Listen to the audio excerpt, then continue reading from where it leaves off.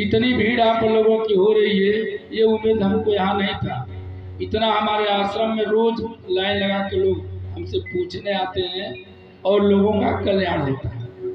कुछ कथाएं सबके घर में होती हैं, लेकिन कथा का रस क्या है, कथा का महत्व क्या है, माता पिता का महत्व क्या है, पति का महत्व क्या है, पत्नी का महत्व क्या है, जब तक इस पर आप लोगों पर प्रकाश नहीं पड़ेगा तब तक इस रामायण की कथा सुनाने से और भागवत सुनाने से कोई सुधरने वाला नहीं है।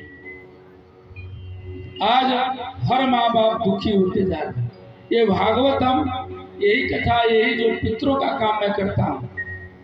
जब से इस आश्रम से मैं गया, इस 67वां भागवत मेरी है, 67 भागवत मैंने कर ली। और आज 67वां भागवत में अपने लोगों की पूर्वजों के लिए मैंने किया। और बड़े बड़े भागवत होती हैं, बड़े बड़े पंडाल पड़ते हैं, 10-20 लाख खर्च हो जाता है, वो भी ये क्रिया को नहीं कर पाएंगे क्योंकि वो पैसे का भागवत है। और भैया ये बिना पैसे का भागवत है, इसीलिए इस पंडाल में भीड़ नहीं है, क्योंकि लोग समझ रहे हैं कि ये गोरा की भागवत है। ये गोरा की और बच्चों की भागवत नहीं है, ये भागवत भगवान की है। कितने रुपए लोग बर्बाद कर दिए, खेती बाड़ी धन दौलत सब कुछ हो गया, लेकिन जो इनके पूर्वज किस विधान से, किस रूप में कहाँ भटक रहे हैं, ये किसी को मालूम नहीं होता है। इसके लिए उनकी आत्मा की शांति के लिए श्रीमद् भागवत महापुराण ज्ञान यज्ञ कराया जाता है।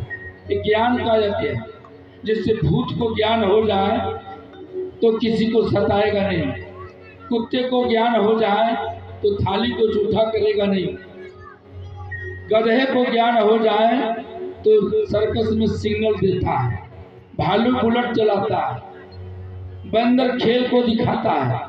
ज्ञान तो यहाँ पर ज्ञान लोग पुआ का ज्यादा मानते हैं कि पुआ होगा कि नहीं गुरुजी। अनी जो है वो कथा सुनने नहीं आई, लेकिन पुआ की चर्चा पहले करते हैं। और अभी पुआ पूरी से मतलब नहीं है, ये जो पूर्वजों की जो चौकी लगती है, जो आप लोगों को इसका मतलब क्या है, ये जो धुंधकारी टांगे गए हैं, इसमें जो पेट से मर गए, अकाल अमृत से मर गए, तुम्हारे कई पीढ़ी भटक रही है। 84 लाख जीव है, 84 लाख जीव में 83,09,999 जो जीव है वह कोई कर्म नहीं कर पाती है। यह मानव जीवन केवल एक कर्म करता है और अपने पूर्वजों को तारने की क्षमता परमात्मा ने दे दिया। इसीलिए गोस्वामी तुलसीदास ने कहा कि बड़े भाग्य मानुष तन पावा, असुर दुर्लभ ग्रंथन सब गावा। पापोहम पाप कर्म ही पापात्मा पाप संभव, त्राहिमाम पुंडरीकाक्ष हर पाप हरो भव। सारे पाप को दूर करने के लिए राम कृष्ण से को बड़ा, उन्हों तो गुरु किन्न और 3 लोक के वे धनी।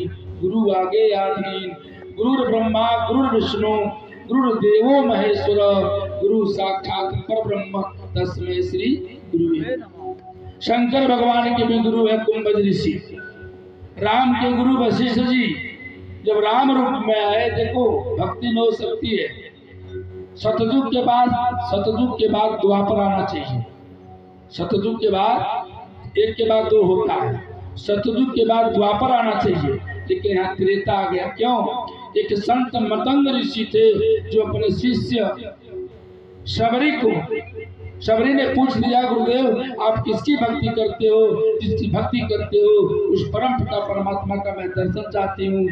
गुरुदेव मुस्कुराए, बोले कि हम तो आत्मदेव से रूप में मैं अपने प्रभु से बात कर लेता हूँ, लेकिन अब तो मेरा समय आ गया और तुम इस चीज को, इस जाप को करो। तो भगवान ने सोचा कि एक संत की महिमा कि एक अपने शिष्या को वरदान दे दिए कि राम तुझे मिलेंगे, तो द्वापर को हटा दिया, साइड में रख दिया और सतयुग के बाद उन्होंने त्रेता ला दिया। त्रेता में राम जन्म लिए और राम त्रेता में आए और सबरी को दर्शन दिए। उसके बाद द्वापर आया। विचार कीजिए, इस संत की महिमा इसलिए होती है, इस गुरु का महिमा इसलिए होता है कि गुरु गोविंद दो घरे आके लागे पाँव, अब बलिहारी गुरु आपने गोविंद दियो बताए। ये कथा कोई नौटंकी नहीं होती है, ये रसपान है। जैसे गन्ने के रस में सारी शक्तियाँ भरी है, गांठ गांठ में उसमें रस भरा है। गुड़ बना लो, चीनी बना लो, महिया बना लो, कछु बना लो। आप उसी तरह से कथा रूपी जो ज्ञान है, जो गंगा है, इसमें आप लोग जो ज्ञान की डुबकी लगा करके अपने जीवन को धन्य करती हैं, उसका लाभ आपको मिलता है। पितरों के लिए तो रोज पूजन पाठ होता है, उसी के माध्यम से श्रीमद् भागवत ज्ञान आप लोगों को सुनाया जाता है। जैसे एक घर में 5 बहुएं थी, कथा का मतलब समझो। एक घर में 5 बहुएं थी, पांचों में बड़ी एकता थी, बहुत एकता। एक बार दरिद्रता उसकी बहन है आई और बोली लक्ष्मी से कि जहाँ एकता है वही लक्ष्मी है, नोट कर ले, वही सुमति। दरिद्रता बोली अपने बहन लक्ष्मी से, ये बहन लक्ष्मी तुम अपने घर में हमको शरण दे दो 1 घंटे के लिए, तो हम तुम्हारे घर में हम फुटमत कर दें। बोली 1 घंटे नहीं, तुमको हम 24 घंटे दे रहे हैं, तुम हमारे घर में फुटमत कर ही नहीं सकते। बोली हमें तो मौका दे दो। उन्हें बोला ठीक है आ जाओ। लक्ष्मी, तो वो झाड़ू को भी लक्ष्मी कहा जाता है। बहुत से माताएं बहनें झाड़ू कैसे फेंक देती हैं, लाभ से हटा देती हैं, नहीं, वो तुम्हारी घर की सफाई करो, प्रणाम करो। इस घर में तुम लक्ष्मी बनी रहो कि झाड़ू लगती रहे।